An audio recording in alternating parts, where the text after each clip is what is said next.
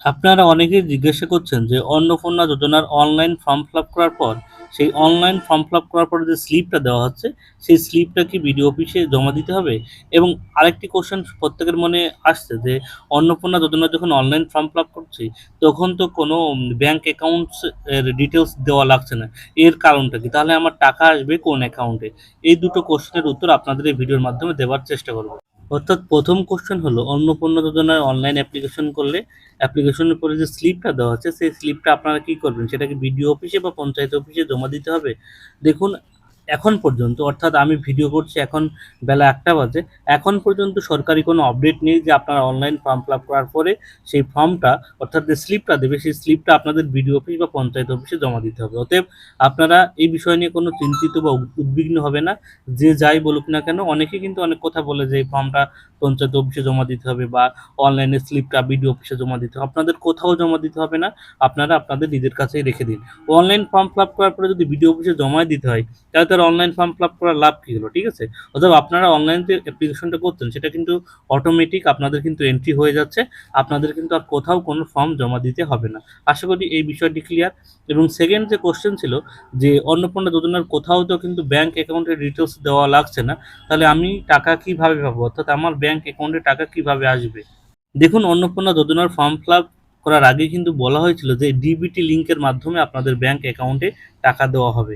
আর এই DBT link এর মানে হলো ডাইরেক্ট বেনিফিশিয়ারি ট্রান্সফার। অর্থাৎ আপনার ব্যাংকের সঙ্গে যে আধার কার্ড লিঙ্ক আছে সেই আধার কার্ডের মাধ্যমে কিন্তু আপনার টাকা ঢুকবে। অর্থাৎ ডিবিটি লিঙ্কের মাধ্যম টাকা ঢোকা মানে অর্থাৎ আপনার আধার কার্ডের সঙ্গে যে ব্যাংক লিঙ্ক থাকবে সেই ব্যাংকে অটোমেটিক আপনার টাকা ঢুকে যাবে।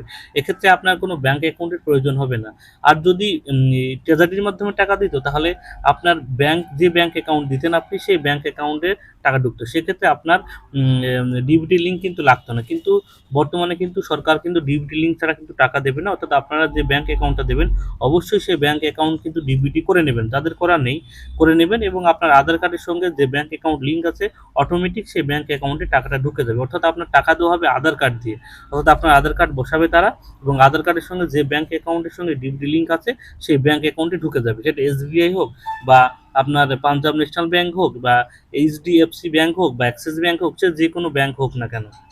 এবার অনেকের প্রশ্ন থাকতে পারে অনলাইন ফর্মে তো যে ব্যাংক অ্যাকাউন্টে দেওয়ার অপশন নেই, কিন্তু অফলাইন ফর্মে তো আছে। দেখুন, অফলাইন ফর্মে দেওয়া আছে ঠিক আছে, কিন্তু অফলাইন ফর্মে দেখতে পারবেন ডান সাইডে লেখা আছে ডিবিটি লিঙ্ক আছে এমন অ্যাকাউন্ট দিন। অর্থাৎ আপনাকে কিন্তু ডিবিটি লিঙ্ক আছে এমন ব্যাংক অ্যাকাউন্টে দিতে হবে, নাহলে কিন্তু আপনি অন্নপূর্ণা ভান্ডারের টাকা কিন্তু পাবেন না। অর্থাৎ এখনো পর্যন্ত যাদের ব্যাংক অ্যাকাউন্টের সঙ্গে ডিবিটি লিঙ্ক নেই তারা অবশ্যই আপনাদের নিকটবর্তী ব্যাংকে গিয়ে বা আপনার হাতে থাকা মোবাইলের মাধ্যমে অবশ্যই আপনি ডিবিটি লিঙ্ক করে নেবেন। আপনার ব্যাংকে গিয়ে হোক বা আপনার হাতে থাকা মোবাইলের মাধ্যমে হোক, ঠিক আছে? নাহলে কিন্তু আপনি টাকা পাবেন না। এটা কিন্তু সিওর, ঠিক আছে? অর্থাৎ এখানে কিন্তু ব্যাংক অ্যাকাউন্ট এইজন্যই নেওয়া হচ্ছে না, আপনার আধার কার্ড দেওয়া হচ্ছে।